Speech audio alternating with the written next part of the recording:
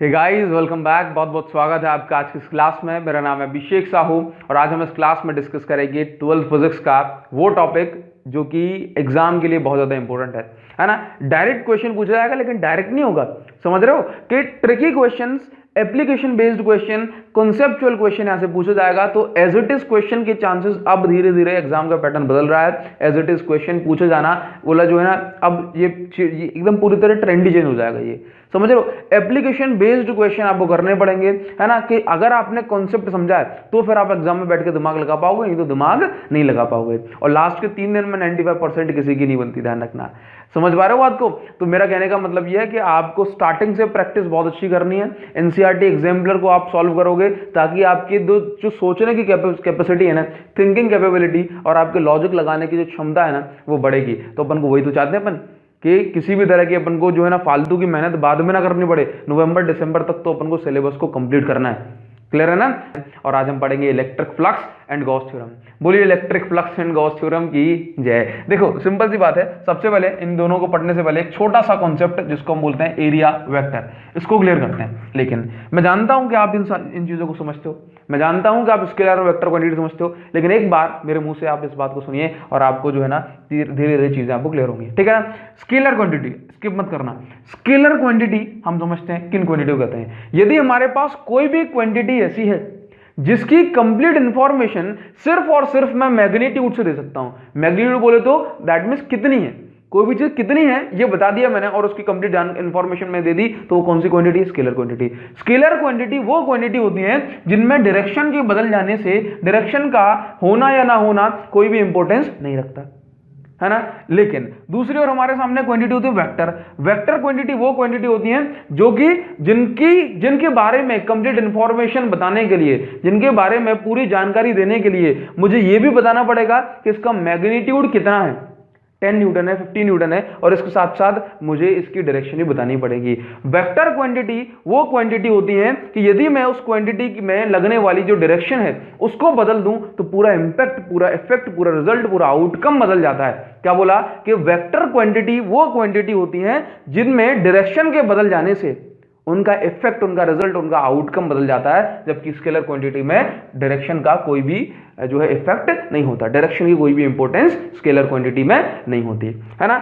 लेकिन वेक्टर में डायरेक्शन का इफेक्ट होता है। अगर हम फोर्स की बात करें तो अगर इस बॉडी पे मैं फोर्स लगाता हूं 10 न्यूटन 10 न्यूटन दोनों इस साइड, तो ये बॉडी यहीं पर रखी हुई है। लेकिन अगर मैंने दोनों फोर्स की डायरेक्शन एक ही डायरेक्शन में कर दी, दोनों फोर्स को एक ही डायरेक्शन में लगा दिया, तो ये बॉडी मोशन में आ जाएगी। दैट मींस अगर हमने डायरेक्शन को बदला तो रिजल्ट बदल गया। ऐसा किन क्वांटिटी में होता है? ऐसा होता है वेक्टर क्वांटिटी में। अभी तक हमने पढ़ा कि जो स्केलर क्वांटिटी है, जैसे अगर मैं ऐसे कहूं कि एरिया हमने पढ़ा कि एरिया स्केलर क्वांटिटी है। फॉर एग्जांपल मैं आपसे कहता हूं कि रेजिस्टर का एरिया बताओ, क्या बोलोगे? बोला 100 सेंटीमीटर स्क्वायर। क्या बोलोगे? 100 सेंटीमीटर स्क्वायर। कितना है? बस ये अगर आपने बता दिया, काम चल गया, तो क्या बोलोगे? मैग्नीट्यूड है और ये स्केलर क्वांटिटी है। तो अभी तक हमने पढ़ा कि एरिया एक स्केलर क्वांटिटी होती है। लेकिन आज से अगर हम electric flux and Gauss theorem की बात करेंगे, जब भी इलेक्ट्रिक फ्लक्स की बात करेंगे, हम पढ़ेंगे कि एरिया एक वेक्टर क्वांटिटी होता है। ऐसा क्यों? ऐसा इसलिए कि हमने कहा कि अगर आप वेक्टर क्वांटिटी की बात करते हो तो वेक्टर क्वांटिटी में डायरेक्शन का इफेक्ट होता है। डायरेक्शन की जगह मैं एक और वर्ड यहां पे बोलूंगा, इसको मैं बोलूंगा ओरिएंटेशन। ओरिएंटेशन का मतलब होता है चीजों की लोकेशन को बदल देना, है ना। चीजों को जैसे मतलब उनकी पोजीशन को बदल देना, उनकी जो स्थिति है उसकी स्थिति को बदल देना, वो कहलाता है ओरिएंटेशन। तो वेक्टर क्वांटिटी में ओरिएंटेशन, यदि किसी क्वांटिटी का जो इफेक्ट है, किसी भी चीज का इफेक्ट यदि उसकी डायरेक्शन से, यदि उसकी पोजीशनिंग से बदलता है, तो हम उस क्वांटिटी को वेक्टर की तरह ट्रीट कर सकते हैं। अच्छा, इससे पहले कोई और एग्जांपल है क्या? बोला एग्जांपल है। फॉर एग्जांपल अगर मैं आपको दूं कि भाई पानी है हमारे पास, वाटर। अच्छा, वाटर ना तो फिजिकल क्वांटिटी है और ना ही थी।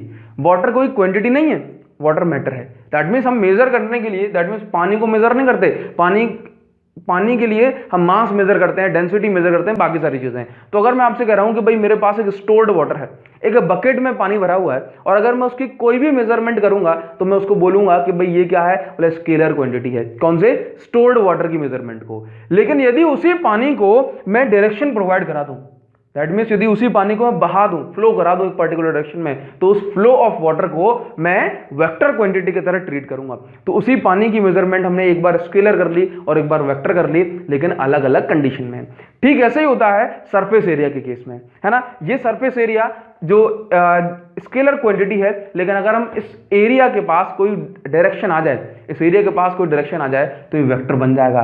सवाल ये उठता है कि हमारे दिमाग में क्यों आया कि हम एरिया को वेक्टर क्वांटिटी बनाएं? हमारे दिमाग में ये क्यों आया कि हम एरिया को डायरेक्शन प्रोवाइड कराएं? हमारे दिमाग में ये क्यों आया? तो उसका रीजन क्या है? इसका रीजन ये है कि अगर मेरे पास यहां पे जो है कुछ इलेक्ट्रिक फील्ड लाइन है 1 2 3 4 5 6 7 8 9, ठीक है। मान लो मैंने यहां पर जो है ना एक सरफेस एरिया को रखा इस तरह से, और आप ये देखो कि अभी ये सरफेस एरिया से कितनी फील्ड लाइन पास हो रही है, कितनी फील्ड लाइन पास हो रही है? बोला 9 फील्ड लाइन। अब अगर मैं सरफेस एरिया की ओरिएंटेशन को बदलता हूं, इस सरफेस एरिया की जो कंडीशन है उसको बदलता हूं, इसकी डायरेक्शन को बदलता हूं, आप देखो इस तरह से इस तरह से इस तरह से, तो अब देखो कितनी फील्ड लाइन पास हो रही है? बोला 8। अब कितनी हो रही है? 7 6 5 4 3 2 1 0, इस तरह से। मतलब मैं इसको पूरा घुमा दूंगा तो 0। तो बात समझ रहे हो कि सरफेस एरिया तो वही था, सरफेस एरिया तो वही था, लेकिन इसकी डायरेक्शन बदलने से, इसकी ओरिएंटेशन, इसका अरेंजमेंट बदलने से इसका रिजल्ट था वो बदल गया, इसका इफेक्ट था वो बदल गया। दैट मीन्स यहां से क्या चीज क्लियर हो रही है कि सरफेस एरिया में इसका ओरिएंटेशन मैटर करता है, सरफेस एरिया में इसका अरेंजमेंट मैटर करता है। तो इस तरह से हमने सोचा कि भाई एरिया को भी वेक्टर क्वांटिटी की तरह हमें ट्रीट करना चाहिए।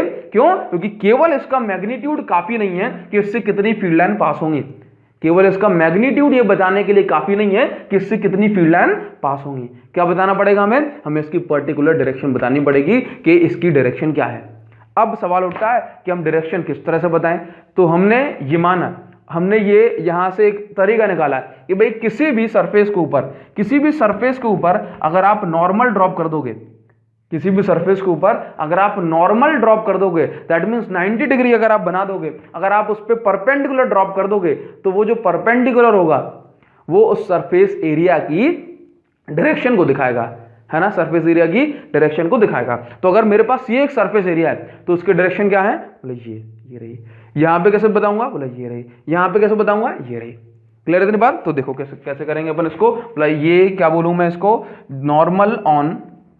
Normal on surface gives direction of area vector, है ना। वेक्टर क्वांटिटी डायरेक्शन बतानी पड़ेगी। तो अगर हम किसी भी सरफेस के ऊपर नॉर्मल ड्रॉप कर देते हैं, परपेंडिकुलर डाल देते हैं, 90 डिग्री डाल देते हैं, तो वो जो 90 डिग्री है, वो जो नॉर्मल है, वो एरिया वेक्टर की डायरेक्शन को बताता है। ठीक है। अब देखो फॉर एग्जांपल अगर मैं आपसे ऐसे बोलूं कि ये अगर मेरे पास एक प्लेन सरफेस है ना, चलो मान लो बोर्ड एक सरफेस एरिया, अपने पास बोर्ड एक एरिया है। अगर मुझे क्या करना है, बोले इसके ऊपर इसकी जो है इस एरिया की एरिया वेक्टर बताना है, दैट मींस डायरेक्शन बताना। तो क्या करूंगा, इसके ऊपर मैंने एक 90 डिग्री ड्रॉप किया बाहर की साइड, तो क्या बन जाएगा, ये एरिया वेक्टर।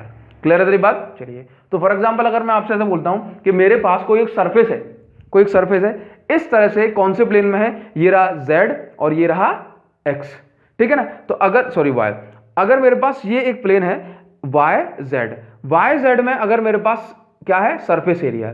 देखो एक बार yz में क्या सरफेस एरिया, तो अब बताओ कि एरिया वेक्टर कहां होगा, किस एक्सिस में होगा, एक्स एक्सिस में। कौन सी है ये, पॉजिटिव एक्स एक्सिस। मान लो अगर मैंने ऐसे कह दिया कि ये z है बाहर की साइड, ये एक्स z में मेरे पास कोई एक सरफेस रखी हुई है, किस प्लेन में, एक्स जेड प्लेन में, तो एरिया वेक्टर कहां जाएगा, ये रहा y एक्सिस में। क्लियर है तेरी बात? इन चीजों को अपन समझ पाएंगे, क्लियर है ना। चलो, तो यहां पर देखो, अगर मेरे पास ये सरफेस है तो एरिया वेक्टर का कितना हो जाएगा, बोले ये रहा एरिया वेक्टर, ठीक है। अगर मेरे पास इस तरह से प्लेन सरफेस है तो किसी भी साइड में डाल सकता हूं, उससे कोई फर्क नहीं पड़ेगा। लेकिन अगर मेरे पास एक कर्व्ड सरफेस इस तरह की, अगर मेरे पास एक सरफेस है ये, ठीक है।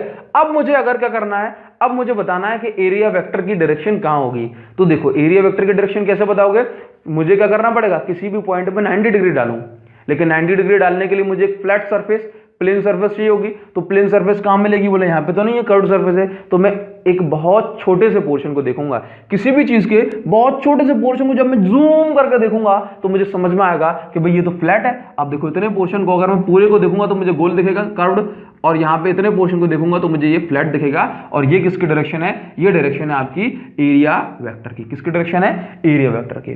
क्लियर है इतनी बात, चलिए ये बहुत अच्छी बात है। तो अगर किसी कर्व्ड सरफेस के लिए मुझे लेना हो तो क्या करूंगा, इसको बहुत छोटे छोटे, that means infinite number of part elements में या फिर सरफेस में इसको डिवाइड कर लूंगा और उतनी छोटी सरफेस पे एक वेक्टर डाल दूंगा। यहाँ पे एरिया वेक्टर की डायरेक्शन क्या होगी, यहाँ पे आप एक 90 डिग्री ड्रॉप कर दो, तो ये किसकी डायरेक्शन हो गई, ये डायरेक्शन हो गई आपकी ए वेक्टर, है ना। अच्छा देखो सरफेस एरिया है तो मैं इसको जो है ना अगर मैं एक बहुत छोटा सा सरफेस एरिया अज्यूम कर रहा हूं तो मैं इसको ds वेक्टर भी लिख देता हूं, है ना, ds वेक्टर। क्लियर है इतनी बात, ds वेक्टर। चलिए बहुत अच्छी बात है। तो देखो अगर मेरे पास एक स्फीयर है तो यहाँ पे क्या होगा, इस पॉइंट पे मैं डाल सकता हूँ इस तरह से, यहाँ पे डायरेक्शन ये ऐसे हो जाएगी। क्लियर है इतनी बात, ds वेक्टर। क्लियर है इतनी बात। चलिए अब देखो, अब हम आते हैं इंपॉर्टेंट कॉन्सेप्ट पे जो कि है हमारा इलेक्ट्रिक फ्लक्स, है ना, कि इलेक्ट्रिक फ्लक्स क्या होता है। तो आप हेडिंग बनाओ सिंपल सी बात कि इलेक्ट्रिक फ्लक्स क्या होता है ना। देखो जल्दी तो नहीं हो रहा है ना, चीजों को आराम आराम से करेंगे तरीके से तो आपको किसी भी तरह की कोई प्रॉब्लम नहीं होगी, ठीक है ना। और अगर आपको किसी भी तरह की कोई प्रॉब्लम होती है तो आप क्या करोगे, मतलब कमेंट करोगे और कमेंट करने के बाद बताओगे। इसके साथ साथ आप मुझे व्हाट्सएप पर मैसेज भी कर सकते हो कि बोला सर ये प्रॉब्लम आ रही है। आपकी अगर कोई पर्सनल प्रॉब्लम भी हो सकती है कि मुझे सब्जेक्ट में सर इस तरह से प्रॉब्लम होती है, या मुझे 3 बार में चीज़ें समझ में नहीं आ रही हैं, 4 बार में नहीं आ रही हैं, डर लग रहा है, इन सारी बातों को आप मेरे साथ डिस्कस कर सकते हो। कमेंट सेक्शन में भी कर सकते हो, है ना। कमेंट सेक्शन में बस पता नहीं होता है कौन सा स्टूडेंट रेगुलर है या नहीं है, उसके बाद उसको सोल्यूशन दिया और उसने जो है ना सब्सक्राइब नहीं किया होगा तो उसको वीडियो मिलेगी या नहीं मिलेगी, है ना। तो फिर कोई मतलब नहीं निकलता है। यदि आप मेरे साथ जुड़े हो तो आप फिर अपनी बात को मुझे बता सकते हो और मैं आपका सॉल्यूशन देने की पूरी कोशिश करूंगा कि जितना मैं कर सकता हूं ना उतनी बात मैं आपसे जो है जरूर करूंगा। क्लियर है बात नहीं, ठीक है ना। अब देखो चीजों को समझो। अगर मैं आपसे कहता हूं कि इलेक्ट्रिक फ्लक्स क्या होता है तो आप पहले तो आप हेडिंग बनाओगे इलेक्ट्रिक फ्लक्स क्या होता है, इलेक्ट्रिक फ्लक्स। देखो इलेक्ट्रिक फ्लक्स, अच्छा पहले ये बताओ फास्ट तो नहीं हो रहा ना। अच्छा देखो तो सिंपल सी बात है, अगर मैं आपसे ऐसे बोलूं कि इलेक्ट्रिक फ्लक्स क्या होता है तो आप खुद से समझ के देखो कि फिजिक्स के अंदर हर चीज की मेजरमेंट है या नहीं, है ना, कि भाई फोर्स कितना लगता है दो बॉडीज के बीच में, कितनी ग्रेविटी है, कितनी एक्सेलरेशन ड्यू टू ग्रेविटी है, हर चीज की मेजरमेंट है या नहीं है। तो इसी तरह से इलेक्ट्रिक फील्ड की मेजरमेंट होनी चाहिए नहीं होनी चाहिए, बोला होनी चाहिए कि कहां पे कितनी फील्ड लाइन कहां से कितनी पास हो रही है नहीं हो रही, तो इन चीज की मेजरमेंट होनी चाहिए। तो इलेक्ट्रिक फ्लक्स भी एक मेजरमेंट है। मेजरमेंट किस चीज की, मेजरमेंट है इस चीज की कि किसी जगह से, फॉर एग्जांपल मेरे पास ये जगह है, ठीक है ना, इस जगह से इलेक्ट्रिक फील्ड लाइंस पास हो रही हैं इस तरह से, ठीक है। अब मैं अगर मैं मान लो यहां पर एक सरफेस लाके रखता हूं और मैं देखूंगा कि सरफेस से कितनी फील्ड लाइंस नॉर्मली पास होती हैं, क्या देखूंगा कि कितनी फील्ड लाइंस नॉर्मली पास होती हैं, और जितनी फील्ड लाइन नॉर्मली पास होंगी वही नंबर इलेक्ट्रिक फ्लक्स कहलाएगा।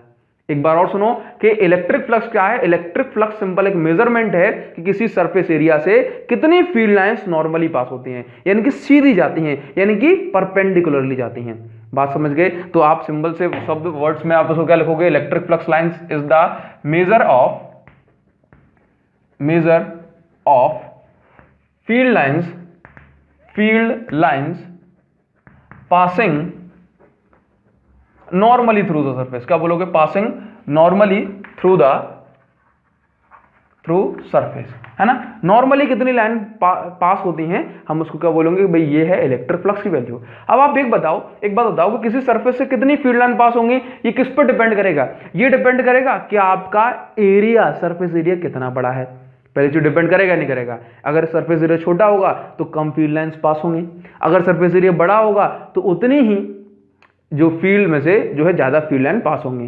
क्लियर है, बात समझ गए। अच्छा देखो दूसरी बात कि मेन चीज जो है ना कि सरफेस एरिया के साथ साथ इलेक्ट्रिक फील्ड पे भी डिपेंड करती है इलेक्ट्रिक फ्लक्स की वैल्यू, क्योंकि मान लो अगर इलेक्ट्रिक फील्ड इंटेंसिटी ज्यादा है तो फिर फील्ड लाइन पास में होंगी, फ्लक्स की वैल्यू बढ़ जाएगी। अगर इलेक्ट्रिक फील्ड लाइंस दूर हैं तो फिर फ्लक्स की वैल्यू कम होगी और फिर जो है ना हमारा, समझ गए ना, तो जो रिजल्ट होगा, आउटकम होगा वो बदलेगा। तो जो फ्लक्स है, इलेक्ट्रिक फ्लक्स को हम रिप्रेजेंट करते हैं फाई से, है ना, फाई ई। ये डिपेंड करेगा electric field intensity and surface area पर। किस पर डिपेंड करेगा, सरफेस एरिया पे। तो सरफेस एरिया को मैं लिख दिया मैंने एस। क्लियर है बात। नाउ ये देखो कि अगर हमारे पास जो सरफेस एरिया है वो बहुत छोटा है, तो मैंने क्या कहा कि भाई E इंटू एस की जगह मैं डेल एस लिख दूंगा और फाई की जगह डेल फाई ई लिख दूंगा। क्लियर है तेरी बात? ठीक है ना। अब देखो ये तो केस हुआ कौन सा वाला कि जब फील्ड लाइन किसी सरफेस से नॉर्मली पास होती है ना, फील्ड लाइन इस सरफेस से नॉर्मली पास होती है, तो ये वाला केस हो गया। मान लो अगर कंडीशन ऐसी बन जाए कि एंगल बने, जो फील्ड लाइन है ना वो नॉर्मली पास होने की जगह किसी एंगल पे पास हो, किसी एंगल पे पास हो, तब कैसी कंडीशन बनेगी। अब मेरी बात को देखो बहुत प्यार से सुनना, समझ रहे हो ना, मेरी बात को बहुत प्यार सुनना कि इसके दो केस बनते हैं, दो तरह से हम इसको कर सकते हैं। एक बहुत सिंपल जिसमें आपको कोई दिमाग नहीं लगाना पड़ेगा, एक थोड़ा सा जिसमें आपको दिमाग लगाना पड़ेगा। मैं आपको दोनों केस बताऊंगा, लेकिन पहले थोड़ा सा टफ बताऊंगा जिसमें आपको थोड़ा सोचना पड़ेगा। दूसरा वाला केस आसान है तो समझ के रख लेना कि दूसरा वाला केस तो आपको रिजर्व है, पहला समझ में नहीं आया तो दूसरा तो सिंपल है, वो तो आएगा, है ना। तो पहले वाले केस में थोड़ा सा अपन सोचेंगे, दूसरे वाले केस में आपको सोचने की जरूरत नहीं पड़ेगी, है ना। दोनों केस में आपको बताऊं और जो आपका मन करे वो आपको लिख लेना है, ठीक है ना। ठीक है, देखो मान लो आप क्या लिखोगे, if electric field is making angle theta, है ना। अच्छा किसके साथ बनाती है, चलो इस बात को हम अभी डिस्कस नहीं करते। तो मान लो हमने कहा कि भाई ये रहा आपके सामने, ये रही इलेक्ट्रिक फील्ड लाइंस, ठीक है। देखो ये अपन ने इलेक्ट्रिक फील्ड लाइंस बना ली, चीजें क्लियर हो रही है नहीं हो रही है आपको, ये आपको बताना है। देखो ये इलेक्ट्रिक फील्ड लाइंस है, मान लो मैंने कहा कि भाई अभी इलेक्ट्रिक जो सरफेस है, जो भी हमारी सरफेस है अभी वो स्ट्रेट रखी हुई, कैसी स्ट्रेट। मान लो कि मैंने ये सरफेस है, मैंने इसको इस तरह से ऐसे घुमाया, इस तरह से, तो कुछ एंगल यहां से थीटा बन जाएगा इसकी इनिशियल और फाइनल पोजीशन के बीच में। चलो अब मैं इसको ऐसे घुमाऊंगा तो ये घूमते हुए कम लेंथ लेगी ना, चलो कम हाइट। तो देखो यहाँ पे क्या हुआ, ये एंगल हो गया, लेट्स से मैं इसको थीटा ना बोलते हुए मैं इसको बोलूंगा 30 डिग्री, तो ये एंगल होगा 30 डिग्री, ठीक है, ये 30 डिग्री हो गया। ये बताना कि अगर ये एंगल 30 डिग्री है तो ये क्या हो जाएगा, बोलो 90। अच्छा देखो ये क्या है ना, मैंने एक छोटी सी सरफेस को जूम करके दिखा दिया, लेकिन इसका नाम क्या बोला, ये डेल एस है। कितना है, डेल एस। अगर ये डेल एस है तो ये कितना हो जाएगा, ये पूरी डेल एस है, कितनी, पूरी डेल एस है पूरी। ये कितना हो जाएगा, ये हो जाएगा, ये भी डेल एस है, क्योंकि मैंने इसको ऐसे ही तो पकड़ के घुमाया है, ठीक है। अब देखो ये सरफेस यहां तक आ गई, मैंने इसको बताया 90 डिग्री, ठीक है, ध्यान देना कि देखो अब ये बताओ कि क्या ये जो फील्ड लाइन है इलेक्ट्रिक फील्ड, क्या इससे नॉर्मली पास हो रही है डेल एस से, नहीं, इसको तो देखना ही नहीं है, ये तो अपनी पुरानी कंडीशन है। इसको देखो क्या इससे डेल एस से नॉर्मली पास हो रही है, नहीं हो रही ना। अच्छा देखो डेल एस ऐसे है, ऐसे, इसकी हाइट कहाँ है, बोला इसकी हाइट ये है, तो इसकी हाइट कितनी है भैया, इसकी हाइट का मेजरमेंट करना पड़ेगा ना। तो देखो मैंने कहा कि भाई ये बना है, ये 30 डिग्री एंगल है, कितना, 30 डिग्री एंगल, ठीक है। अब देखो ये 30 डिग्री है, ये रहा आपके पास 90 डिग्री, तो ये क्या कहलाएगा, बोले ये होगा बेस। बात समझ पा रहे हो, ये क्या होगा, बेस। ये क्या हो जाएगा फिर, परपेंडिकुलर। परपेंडिकुलर मुझे मेजरमेंट करना है, कैसे मेजरमेंट करूंगा, ये 30 डिग्री, ये 90 डिग्री, ये परपेंडिकुलर, ये बेस, और ये हाइपोटेन्यूस। हाइपोटेन्यूस की वैल्यू क्या, डेल एस। तो अगर मुझे बेस निकालना है तो कैसे निकालूंगा, मैं जानता हूं cos theta is equal to क्या होता है, बोला बेस अपॉन हाइपोटेन्यूस, है ना। तो बेस निकालना है मुझे, base upon hypotenuse. Hypotenuse hypotenuse की वैल्यू क्या, बोला डेल एस। तो यहां से बेस की वैल्यू कितनी आ जाएगी, बोला डेल एस कॉस थीटा, आएगी या नहीं आएगी, तो ये क्या है, बेस। तो मैं इसकी जगह क्या लिख सकता हूं, इतनी वैल्यू को, ये पूरे नहीं, पूरी तो डेल एस थी, इतनी वैल्यू को मैं यहां से लेकर यहां तक कितना लिख सकता हूं, बोला del S cos theta, del S cos theta, ठीक है। ये वैल्यू क्या है, बोला del S sine theta, del S sine theta. बात समझ गए। तो देखो ये डेल एस कॉस थीटा, ये डेल एस साइन थीटा। ध्यान से देखना, अगर ये 30 है, ये आपका 90 है, तो ये कितना होगा, बोला 60 होगा, नहीं होगा। चलो आपको पहले चीजों को ब्रेक करो कि ये डेल एस था, ये डेल एस कॉस थीटा निकल आया, ये डेल एस साइन थीटा आ गया। क्लियर है ना तेरी बात। चलिए अब देखो यहां पे क्या है कि अगर ये 30 है, थीटा ही लेके चलेंगे, आप देखो यहां पे अगर ये 30 है, ये 60 है, तो ये मैंने जो है एरिया वेक्टर कैसे डालते हैं, ये सरफेस है डेल एस, इस पे मैं एरिया वेक्टर ऐसे डाल सकता हूं, अगर सीधी होगी तो। अगर ये ऐसे है तो एरिया वेक्टर मैं इसको ऐसे डाल सकता हूं, अगर ये ऐसे है तो एरिया वेक्टर ऐसे डाल सकता हूं ना। तो देखो इस पे एरिया वेक्टर कैसे पड़ेगा, ये रहा, इसका नाम क्या होगा, डेल एस वेक्टर। क्लियर है इतनी बात या नहीं है। अच्छा देखो ये 60, अब ये तो मैंने एरिया वेक्टर डाला है, तो ये एंगल 90, तो ये एंगल 90, ठीक है। बाकी कितना बचा, बोला 180 होता है इतना, तो ये बचा 30। तो उसका मतलब है कि अगर जितना एंगल ये होगा उतना ही एंगल ये होगा, जितना एंगल ये होगा उतना ही एंगल ये होगा। तो अगर ये एंगल 30, अगर ये एंगल थीटा है, ये एंगल थीटा है, तो फिर ये वाला एंगल भी क्या हो जाएगा, ये वाला एंगल भी थीटा हो जाएगा। क्लियर है इतनी बात। तो यहां से आप ज्योमेट्री समझ सकते हो कि ये एंगल थीटा, तो फिर ये वाला एंगल भी थीटा। बहुत सुंदर बात। तो अब आप मुझे ये बताओ कि इस एरिया के दो कंपोनेंट हो गए, इस एरिया के दो, इस डेल एस के दो कंपोनेंट हो गए। एक कंपोनेंट कौन सा हुआ, बोला del S cos theta, del S cos theta. एक कंपोनेंट कौन सा हुआ, बोला ये हो गया डेल एस साइन थीटा। ये बताओ कि हमने इलेक्ट्रिक फ्लक्स में क्या बोला कि किसी सरफेस से कितनी फील्ड लाइन नॉर्मली पास होती हैं। तो ये बताओ कि डेल एस कॉस थीटा से फील्ड लाइन सीधी जाएंगी या डेल एस साइन थीटा से सीधी पास होंगी, बताओ परपेंडिकुलरली। क्या बोलोगे कि डेल एस कॉस थीटा से लाइन जो है सीधी स्ट्रेट पेनिट्रेट करते हुए पास होंगी। तो क्या बोलूंगा कि अगर एंगल थीटा, ये क्या है इलेक्ट्रिक फील्ड वेक्टर, ये क्या है डेल एस वेक्टर, तो क्या बोलूंगा कि इफ सरफेस, या फिर मैं ऐसा बोलूंगा कि यदि एंगल थीटा बन रहा है, कैसे केस बन रही है, यदि कोई भी सरफेस टिल्ट है और electric field and del S vector के बीच में, electric field and area vector के बीच में एंगल थीटा बनता है, तो मैं कौन से वाले एरिया को कंसीडर करूंगा, एरिया के डेल एस कॉस थीटा वाले कंपोनेंट को। ठीक है, तो देखो पहली चीज आप यहां पे नोट कर लो। मैं आपसे इस पॉइंट पे बहुत रिक्वेस्ट करूंगा कि आप यहां पे नोट कर लो कि हम पूरे इलेक्ट्रिक फ्लक्स के कॉन्सेप्ट में थीटा एंगल किस किस के बीच का लेते हैं। तो आपको जो है ना बहुत ध्यान से लिखना है कि theta is the angle between, theta is the angle between area vector and electric field vector. क्या बोलोगे, theta is the angle between area vector and electric field vector. Theta किस किस के बीच का है, थीटा एंगल है एरिया वेक्टर और इलेक्ट्रिक फील्ड वेक्टर के बीच का। ठीक है, ना कि आप यहां पे नोट करो, ना कि किसके बीच का एंगल नहीं है, theta electric field and plane के बीच का एंगल, प्लेन किसके प्लेन, सरफेस एरिया के प्लेन का बीच का एंगल नहीं है। तो फिर अगर इन दोनों के बीच का एंगल थीटा है तो ये कितना होगा, बोला 90 माइनस थीटा। ये 30 था तो ये कितना हो जाएगा 60। तो आपको बात हमेशा याद रखनी है कि हम अपने केस में क्या करेंगे कि theta is the angle between electric field vector and surface area vector, जबकि 90 माइनस थीटा किसके बीच का एंगल होगा, plane of surface and electric field के बीच का। तो जब भी जरूरत पड़े, बार बार क्यों कह रहा हूं, क्योंकि यही तो कॉन्सेप्ट है, ये तो कॉन्सेप्ट है कि थीटा किस किस के बीच का एंगल है। क्या बोलोगे, बोले theta is the angle between electric field vector and del S vector. Clear. चलिए तो आप क्या लिखो यहां पे, दूसरा स्टेप। तो पहला स्टेप ना ये हो गया, दूसरा स्टेप क्या लिखोगे, दूसरा स्टेप लिखोगे कि if electric field vector is making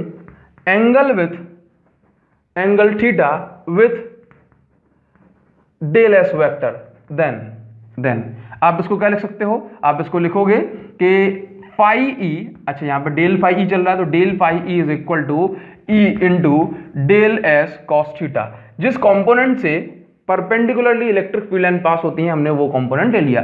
तो देखो del phi E is equal to A del S cos theta. तो मैं इसको क्या लिख सकता हूं, ए बी कॉस थीटा समझता हूं। ए बी कॉस थीटा क्या होता है, तो ए बी कॉस थीटा होता है E vector dot del S vector, E vector dot del S vector.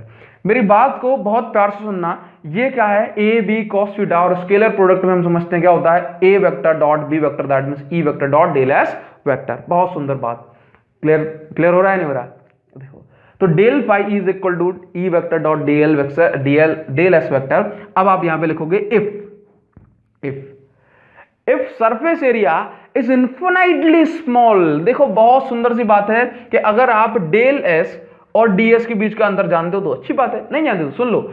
अगर मेरी सरफेस छोटी है, अच्छा बड़ी सरफेस है, तो मैंने क्या लूंगा उसको s।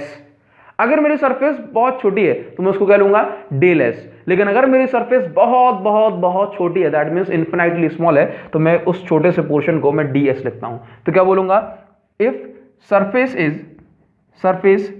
इज इन्फिनाइटली स्मॉल, क्या बोलूं, इन्फिनाइटली स्मॉल। यदि मेरी सरफेस इन्फिनाइटली स्मॉल है देन क्या बोलूंगा कि डेल फाई ई की जगह मैं क्या बोलूंगा, D phi E is equal to E vector dot D S vector. Clear. ये क्या होगा, बहुत छोटे से एरिया का फ्लक्स हो गया, बहुत छोटे से एरिया के साथ कितना फ्लक्स लिंक होगा। अगर मुझे डी फाई ई को जोड़ के एक बहुत छोटा सा पार्ट, फिर एक बहुत छोटा सा पार्ट, फिर एक बहुत छोटा सा पार्ट, फिर एक बहुत छोटा सा पार्ट, यदि मुझे सभी पार्ट्स को जोड़ना है तो मैं इसका इंटीग्रेशन कर दूंगा। और अगर मेरी सरफेस क्लोज्ड है तो मैं इसका क्लोज्ड सरफेस इंटीग्रेशन करूंगा, उसको साइन होगा ये सर्कल। ठीक है ना। तो D phi E is equal to close surface integration of E vector dot D S vector. ठीक है ना। तो देखो यहां से मैं इंटीग्रेशन करूंगा, डी फाई ई जुड़ने के बाद क्या हो जाएगा, phi E is equal to, मैं इसको क्या लिख सकता हूं, E vector dot D S vector. Clear हो रही है इतनी बात या नहीं हो रही? चलिए, तो ये तो आपकी प्यारी सी कहानी हुई कि हम इस तरह से जो है ना, ये फॉर्मूला आपको नोट कर लेना, बहुत वर्सेटाइल फॉर्मूला आपके काम आने वाला है। क्लियर है ना। तो इस तरह से हम इलेक्ट्रिक फ्लक्स को बताते हैं। अच्छा देखो, इलेक्ट्रिक फ्लक्स की यूनिट वगैरह बताने से पहले मैं आपको बताऊं कि दूसरा मेथड आप इसको किस तरह से कर सकते हो, है ना। तो देखो पहला स्टेप तो दोनों में आपको ये करना है, ठीक। दूसरे स्टेप में हम इसको इस तरह से करते हैं, अगर आप ये वाला तरीका ना देखो तो लेट से हमारे पास ये अगर एक सरफेस रही, ये सरफेस है, ये सरफेस है हमारे पास, ठीक है। अब इस सरफेस पे ये बताओ, हमने कहा कि भाई ये रहा एरिया वेक्टर, ये सरफेस इस तरह से, मैंने इसको इस तरह दिखाया, ये सरफेस इस तरह से ये रखी हुई है, इस पे एरिया वेक्टर कहां होगा, बोला ये रहा एरिया वेक्टर, ये रहा एरिया वेक्टर, मैंने इसको लिख दिया, लेट से ये हो गया अपना डेल एस, सरफेस का नाम है, तो ये हो गया डेल एस वेक्टर, ठीक है। अगर इलेक्ट्रिक फील्ड इस तरह से है और ये एंगल बना रही है थीटा, ये रही इलेक्ट्रिक फील्ड वेक्टर, ठीक है ना। तो और अगर इलेक्ट्रिक फील्ड वेक्टर और डेल एस वेक्टर के बीच में एंगल बन रहा है थीटा, तो ये बताओ कि अगर आप इसके कंपोनेंट करोगे नहीं करोगे, तो इसके इस इलेक्ट्रिक फील्ड के दो कंपोनेंट होते हैं, ये ई वेक्टर है और ये अगर एंगल थीटा है तो इसके दो कंपोनेंट, ये हो गया ई कॉस थीटा और ये हो गया ऊपर वाला ई साइन थीटा, ये हो गया ई साइन थीटा, ई साइन थीटा। तो देखना ई कॉस थीटा कहां है, बोला ये रहा ई कॉस थीटा, ई कॉस थीटा। ये कहां है, बोला ये रहा ई साइन थीटा। तो ध्यान से देखना कि ये रहा सरफेस एरिया, ये रहा surface area. Del S vector को एक मिनट के लिए छोड़ो, है ना। हमने डेल एस वेक्टर क्यों दिखाया, डेल एस वेक्टर केवल इसलिए बताया कि जो थीटा है एंगल बन रहा है डेल एस वेक्टर और इलेक्ट्रिक फील्ड वेक्टर के बीच में। अब देखो ये रहा सरफेस एरिया, इस तरह से एरिया रखा हुआ है। अब देखो ई कॉस थीटा कैसे पास हो रहा है, बोला ऐसे। तो हमने क्या पढ़ा था कि सरफेस से कौन सा कंपोनेंट पैरेलल परपेंडिकुलर होगा, क्या सरफेस से कौन सा कंपोनेंट परपेंडिकुलर होगा इलेक्ट्रिक फील्ड के, हम जो है ना उसको अपने प्रोडक्ट में कंसीडर करेंगे। दूसरे भाषा में कैसे बोलेंगे हम इसको वहां पे लिख देते हैं। तो देखो यहां पे क्या है, तो मैं इसको लिखूंगा del phi E is equal to आपका ई, अच्छा यहां पे क्या लिखूंगा, ई कॉस थीटा वाला कंपोनेंट हमारी डेल एस सरफेस से परपेंडिकुलर है। क्लियर है ना। तो देखो यहां पे मैं क्या लिख सकता हूं, ई वेक्टर, अच्छा E del S cos theta, फिर से सेम हो जाएगा E del S cos theta.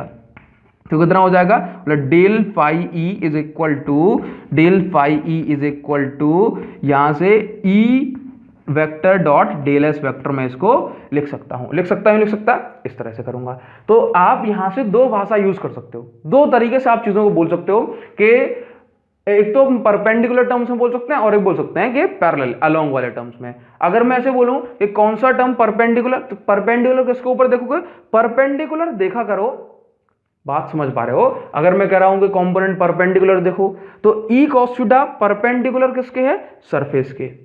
तो अगर परपेंडिकुलर की वर्ड में यूज करूंगा तो बोलूंगा सरफेस, ई कॉस थीटा सरफेस से परपेंडिकुलर है। और अगर मैं पैरेलल वर्ड यूज करूंगा तो क्या बोलूंगा कि ई कॉस थीटा और डेल एस वेक्टर पैरेलल है। क्लियर इतनी बात। तो ये अपना इस तरह से आप कोई भी मेथड आप यूज कर सकते हो और इसके बाद आप इस चीज को पूरा फॉलो करोगे, है ना। किस तरह से चीजों को प्रॉपर्ली नोट करना है मैं आपको बता दूंगा। क्लियर है। चलो तो क्या करोगे, बोला ये अपना नोट करने का तरीका हो गया। आप जो मेथड आपको पसंद है उसको लिखो, इसके बाद हम यूनिट्स एंड डायमेंशन लिखते हैं, आप एक बार इसको नोट कर लो, ठीक है ना। चलो अब क्या करें, बोला यूनिट्स एंड डायमेंशन लिखेंगे, इसको हटा देता हूं मैं थोड़ा सा स्पेस की कमी के कारण से, ठीक है ना। देखो तो क्या करें, यहाँ पे आप यहाँ पे ऐसे करो कि यूनिट ऑफ इलेक्ट्रिक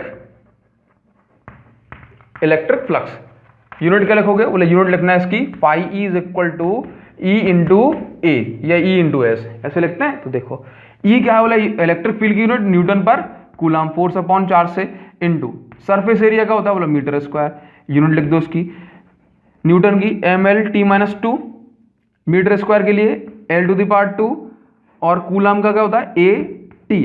तो ऊपर जाए कितना हो जाएगा, बोला M L cube T minus ऊपर हो जाएगा -3, हाँ जी, और उसके बाद ये बचा है अपना ए माइनस 1, ठीक। तो ये हमारा जो है डायमेंशन हो गई, किसकी, डायमेंशन ऑफ इलेक्ट्रिक फ्लक्स, ठीक। तो इस तरह से, हाँ जी, एक और जरूरी बात, बहुत ज्यादा जरूरी बात, इसको आप भूल नहीं सकते, ये तो डायमेंशन हुई।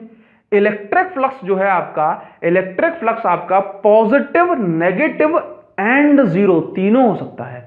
क्या कहा मैंने अभी आपसे, मैंने आपसे कहा कि इलेक्ट्रिक फ्लक्स आपका पॉजिटिव, नेगेटिव एंड जीरो तीनों हो सकता है, ये डिपेंड करता है एंगल थीटा पर। किस पर डिपेंड करता है? एंगल थीटा पे। पहले तो आप मुझे ये बताओ, अभी तक आपको इतनी बात समझ में आ गई होगी, और अगर ना समझ में आई तो प्लीज आप मुझे बताओ कि थीटा किस किस के बीच का एंगल है। बताओ थीटा किस किस के बीच का एंगल है, तो क्या बोलोगे? Theta is the angle between electric field vector and D L S vector.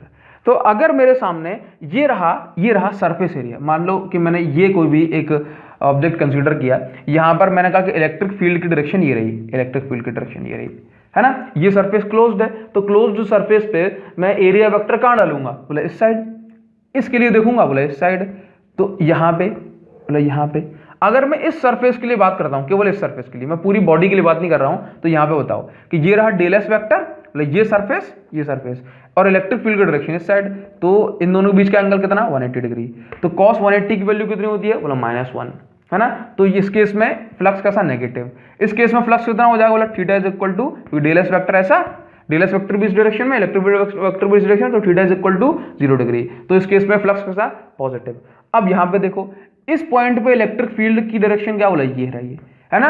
और एरिया वेक्टर की डायरेक्शन क्या? बोला ये रही। तो फ्लक्स कितना? बोला 90 डिग्री। तो अलग अलग सरफेस पे आप देखोगे तो आपको समझ में आएगा कि जो इलेक्ट्रिक फ्लक्स है वो पॉजिटिव, नेगेटिव एंड जीरो तीनों हो सकता है, depending on the angle between electric field vector and area vector. इतना कॉन्सेप्ट क्लियर हुआ या नहीं हुआ? फ्लक्स, इलेक्ट्रिक फ्लक्स एक स्केलर क्वांटिटी होती है। कैसी होती है? स्केलर क्वांटिटी, है ना।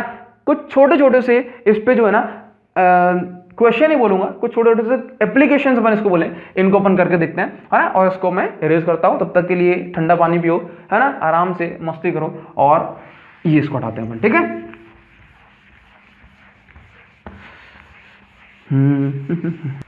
देखो सबसे पहले तो पहले आप ये बताओ कि कोई डाउट तो नहीं है अपन को, है ना। कोई भी डाउट, कोई भी प्रॉब्लम हो तो आप कमेंट करना, और आपको सारी चीज़ें धीरे धीरे मैं आपको जितनी ज़्यादा मैं कोशिश कर सकता हूँ उतनी ज़्यादा कोशिश करूँगा। और देखो आपको सारी बातें पता होना चाहिए कि क्योंकि मैं ये लेक्चर्स आपके लिए बना रहा हूँ, तो आपको मेरा टारगेट पता होना चाहिए। हमने इन बैचेज, ये जो सिलेबस अपना चल रहा है उसका नाम मैंने टारगेट बैच रखा हुआ है। क्यों? टारगेट बैच का मतलब कोई अपन को कोई लक्ष्य का हासिल नहीं करना, लेकिन एक टारगेट बना के रखा हुआ है कि इससे उन स्टूडेंट्स की हेल्प हो पाए जिनको प्रॉब्लम होती है एक बार में चीज़ों को समझने की। तो मेरी कोशिश ये है कि आपको जितनी ज़्यादा आसान भाषा में मैं चीज़ों को समझा सकता हूँ उतनी भाषा में मैं कोशिश करूँगा, और मैं कोशिश करूँगा कि आपकी जितनी ज़्यादा मैं हेल्प कर सकता हूँ उतनी ज़्यादा हेल्प करूँगा। क्लियर है ना। तो देखो एक छोटा सा क्वेश्चन अपन करते हैं, और उस क्वेश्चन में दिया होगा कि लेट्स से हमारे पास जो है ना कहीं भी इलेक्ट्रिक फील्ड है ना, इलेक्ट्रिक फील्ड की वैल्यू दी हुई है 2i cap plus 2j cap plus 2k cap. अपन ने इस इलेक्ट्रिक फील्ड को रिप्रेजेंट किया हुआ है लेट्स से, और कहा गया है कि भाई इस इलेक्ट्रिक फील्ड के अंदर एक एरिया रखा हुआ है, दैट मीन्स एक डिस्क रखी हुई है। डिस्क की जगह मैं ऐसे बोलूं कि मेरे पास एक शीट रखी हुई है जिसका एरिया है 100 सेंटीमीटर स्क्वायर। कितना? 100 सेंटीमीटर स्क्वायर। और मैंने बोल दिया is kept in Y Z plane. किस प्लेन में? वाई जेड प्लेन में। तो मैं ऐसा कंसीडर कर सकता हूं कि ये रही इलेक्ट्रिक फील्ड वेक्टर की डायरेक्शन, ये रही इलेक्ट्रिक फील्ड की डायरेक्शन, और मैंने मान लिया कि ये जो कोई भी अपने पास एक सरफेस है वो कुछ इस तरह से रखी हुई है वाई जेड प्लेन में। अगर मैं इसको सही से अज्यूम करूं, तो थोड़ा सा इमेजिन करूं, तो मैं ऐसा बोलूंगा कि ये रहा अपने पास ये जेड, ये है अपने पास वाई, तो ये वाई जेड प्लेन में मेरे पास क्या है? एक शीट रख दी मैंने। तो ये बताओ ये वाई जेड प्लेन में क्या है? बोला ये सरफेस एरिया, लेकिन सरफेस एरिया की डायरेक्शन का बोले ये एक्स 90 डिग्री। तो मैं क्या बोलूंगा? सरफेस एरिया कितना? सरफेस एरिया है मेरे पास 100 सेंटीमीटर स्क्वायर। ये क्या? बोला स्केलर। अब मुझे वेक्टर बनाना है, दैट मींस एरिया वेक्टर बताना है, तो किस डायरेक्शन में? बोला एक्स एक्सिस में। तो मैंने क्या लगा दिया? आई कैप। तो ये रहा इस डायरेक्शन में, ये हो गया एस वेक्टर, और ये हो गया आपका इस डायरेक्शन में इलेक्ट्रिक फील्ड वेक्टर। और इलेक्ट्रिक फील्ड वेक्टर की मेरे पास वैल्यू पता है मुझे कितनी है, तो ये हो गया आपके सामने। देखो फाई ई की वैल्यू कितनी होती है? बोला ई वेक्टर डॉट एस वेक्टर। तो ई वेक्टर कितना है मेरे पास? मेरे पास ई वेक्टर है 2i cap plus 2j cap plus 2k cap, है ना। इनटू कर दूं मैं किसका? बोला एस वेक्टर के साथ, तो यहाँ पे लिख दूंगा 100i कैप। तो मैं यहाँ पर कितना कर सकता हूँ? मैं यहाँ पे लिख सकता हूँ 200i कैप स्क्वायर, और आई कैप स्क्वायर कितना होता है? बोला 1। तो 200 यूनिट्स इसका आंसर हो जाएगा इलेक्ट्रिक फ्लक्स का। पाई ई की वैल्यू कितनी आ गई? 200 यूनिट। क्लियर है इतनी बात? नाउ क्वेश्चन अगर आपको इस तरह से दे दिया जाता कि अगर क्वेश्चन आपको इस तरह से मिल जाता, यहां पे दे दिया, बोला ई वेक्टर की वैल्यू आपके सामने दे दी, बोला फिर से कितनी? 2i cap plus 2j cap plus 2k cap, और आपसे कह दिया बोला if area is represented by, area represented by 2j cap plus 2k cap, ये दे दिया आपको, एरिया इस तरह से रिप्रेजेंट कर दिया। तो अब ये बताओ कि ये एरिया का स्केलर फॉर्म है या वेक्टर फॉर्म, बताओ कौन सा फॉर्म है, बोलो वेक्टर फॉर्म। तो आप इसको क्या लिखोगे, सिंपल सा एस वेक्टर। तो अब आपको कुछ भी करने की जरूरत नहीं है, अब आपको फाई ई निकालना है तो बस इंटू कर देना ई वेक्टर डॉट एस वेक्टर से। तो आपको इतना हो जाएगा, बोला 2 2 जा 4 प्लस 2 2 जा 4, दैट मीन्स ये फाई ई की वैल्यू कितनी आ जाएगी, फाई की वैल्यू हो जाएगी 8 यूनिट। कितनी हो जाएगी, 8 यूनिट। ठीक है, इसमें एक बेसिक कॉन्सेप्ट ये है। इसके बाद आपसे जो छोटी बात पूछी जाएगी वो कुछ इस तरह से होगी। ठीक है, अब इस चीज को नोट करना, और यहाँ पे छोटी सी बात ये इस तरह से लिखो, यहाँ पे लिखना, क्वेश्चन लिखो इस तरह से लिखो, if in any space electric field is given by 10⁴ newton पर कूलम। क्लियर है? अच्छा, इसके बाद क्या दिया, इफ नॉर्मल, या फिर मैं ऐसे बोलूं, if plane of surface makes angle 30 degree with, चीजों को समझना, विथ इलेक्ट्रिक फील्ड। क्या बोला, with electric field, having surface area, having surface area